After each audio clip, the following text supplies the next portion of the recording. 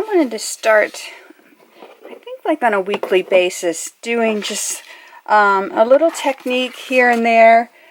And what I suggest you do is, I've had this journal, which is an expensive journal, I have to say, but it's so beautiful and it's all handmade paper, and I have not used it. And it's like, use it, you know, break it in and use it.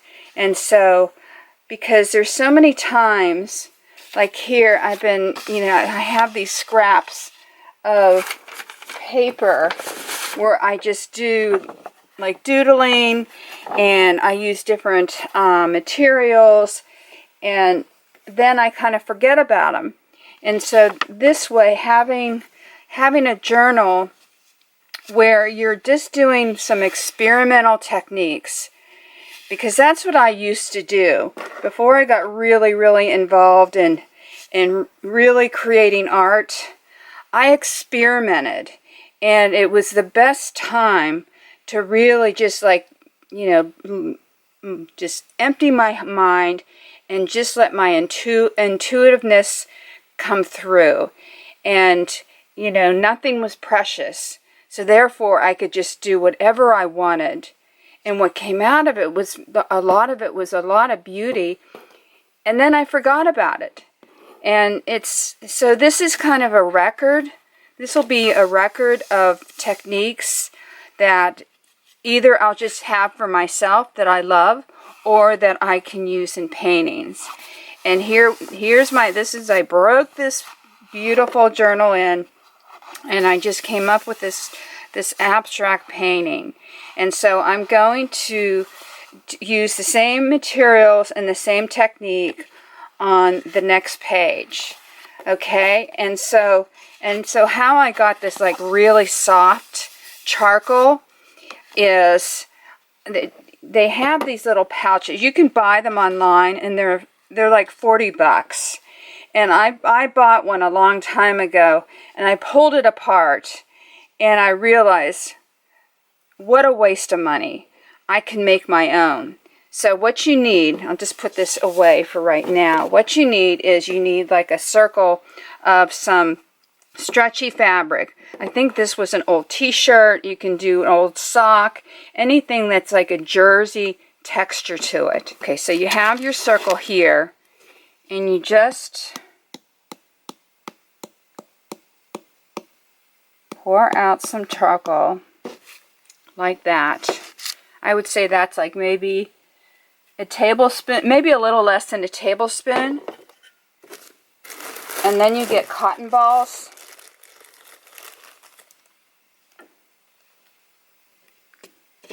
This is kind of a small one, so I might just go with 2.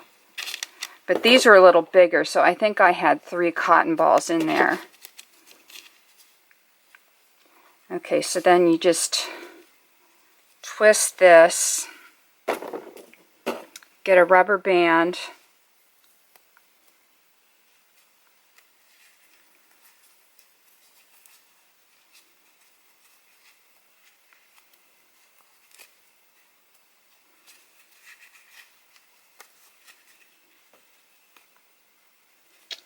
like so.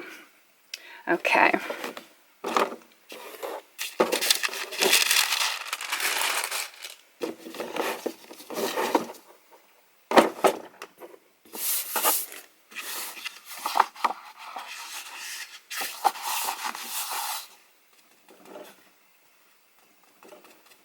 Okay, and so now you just pounce, and then you can rub.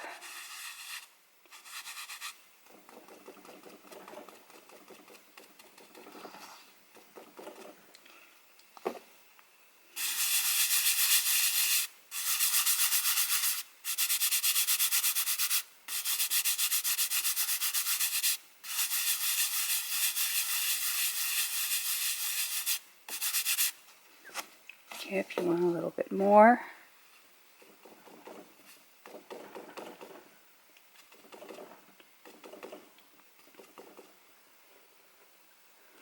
In the center.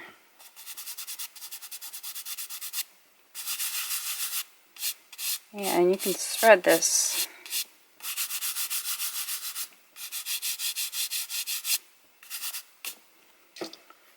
And then one of my favorite things to do is to get walnut oil or linseed oil.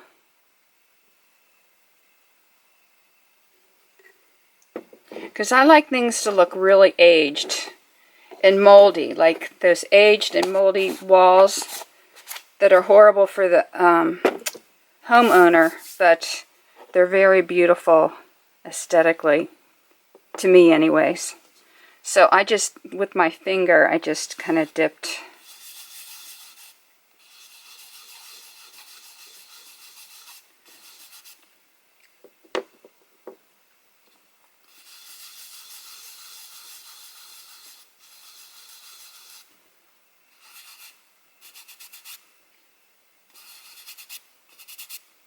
Okay, I'm just doing this. This is very abstract. It's not, I'm not doing, but you can do it, like, I'll show you this. And this is something, maybe I'll put this in this journal. But I did this image, and I used a lot of the techniques that I'm using now. So that's the thing. You can find a technique that you like and either keep it abstract or apply it to, you know, for me, I do portraits. So I would apply some of what I'm doing here to create a portrait. And maybe next week I'll do that. I won't demo it, but I'll take some of these techniques and maybe make a little portrait and showing you how you can take these techniques and make them into something. Rather than if you're not an abstract artist, that you can actually then take these techniques and use them to create what you love to paint. Okay, and so now the next thing is one of the reasons too I like the linseed oil is that, and maybe I should zoom in on this. I'm going to zoom in on this. Make sure. I'm going to go in a little bit more. Okay.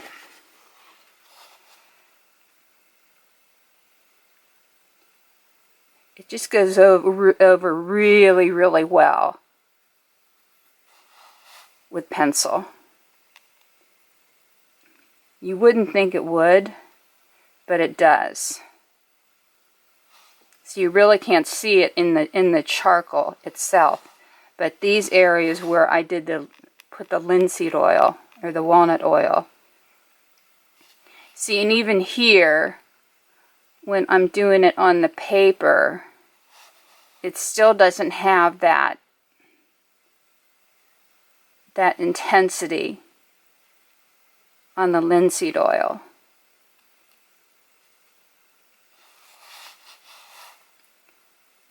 So now I use really thin pencils and pens. I just ordered from Jet Pens. They have a .03 pen, and I love that size. And this is a .03 pencil. So that's why you have these really fine lines. And then I always do kind of these little tick marks or circles or something. It's just my signature when I draw, instead of just doing a regular line. I like to see how you can't really see it. What's cool, and I don't know if you can see it, but when you go through the charcoal with the pencil, you get these white lines. And I'll take a picture of this and post it at the end of the video. So you get these white lines. Here, I'll even make it.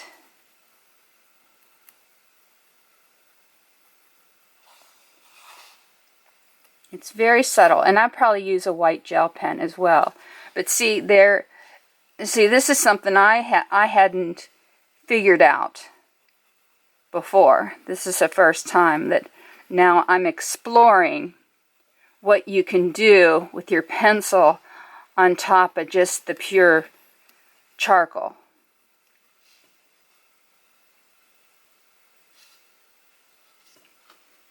Okay, and then I'm going to go in with some watercolor.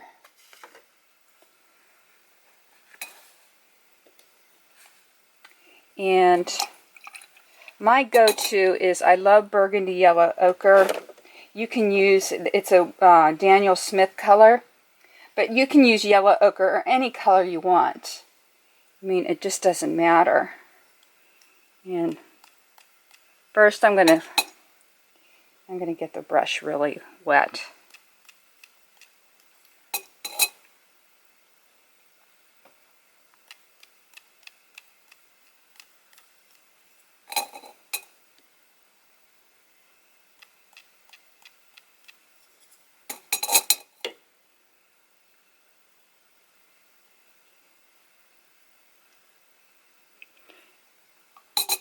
Okay, so what happens if this wet, oh,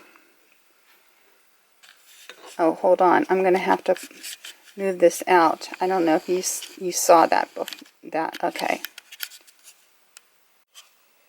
Okay, I wanted to tell you, one of the things I didn't like is, and it's because the paper is so fibrous, when I did that scribbling, I pulled some of the paper off, and I don't like how that looks at all. So I just put this and I dried it, and then I can go over and do some, you know, some pencil work.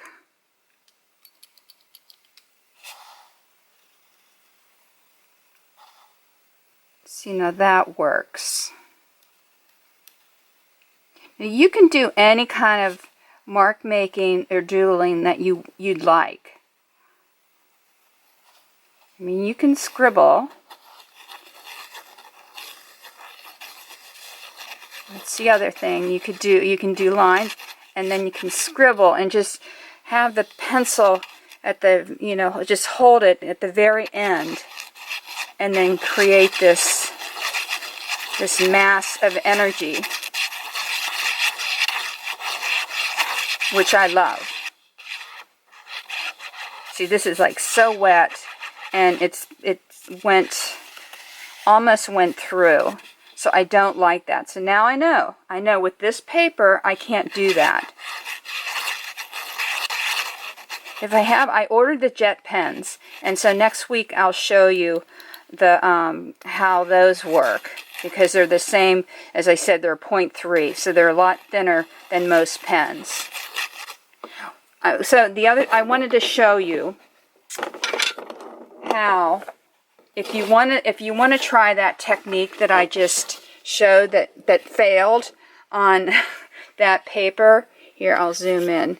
This is the moleskin paper that I'm used to using. So that's the other thing I was worried about using this journal is, you know, I wasn't sure of because I'm used to working on a really, really smooth surface. So if I just go like this, and the whole idea of this technique is what I wanted to do is get, while this is wet, is just go in here, and then it pulls. See how it's like pulling the watercolor.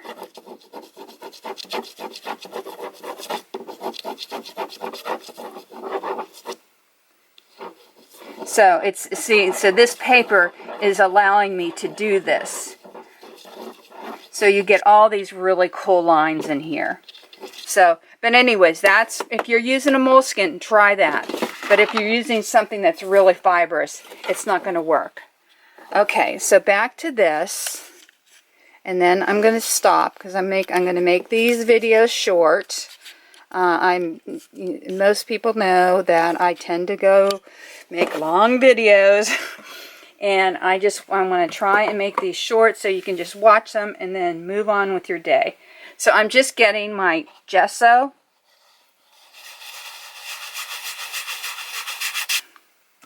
And this is where the moldy comes in.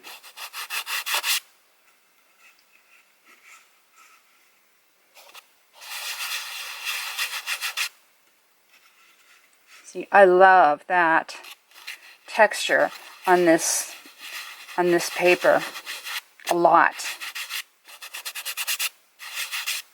See, and when you mix it in with the charcoal,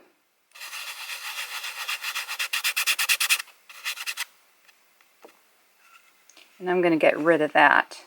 Somehow I'm going to get rid of that. I'm going to I might even do a collage thing over that.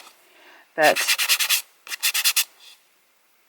so there you go. And then you can scribble and do whatever you want on that. And I'm trying to think, is there anything else I want to show you at this point?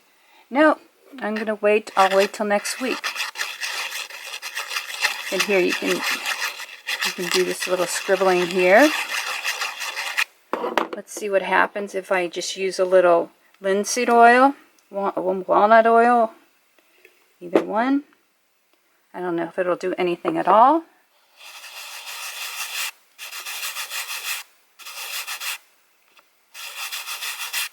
It kind of blends into the charcoal, which is cool. Okay, so that's it. That's the first week of working in your new journal. All right, thanks for watching.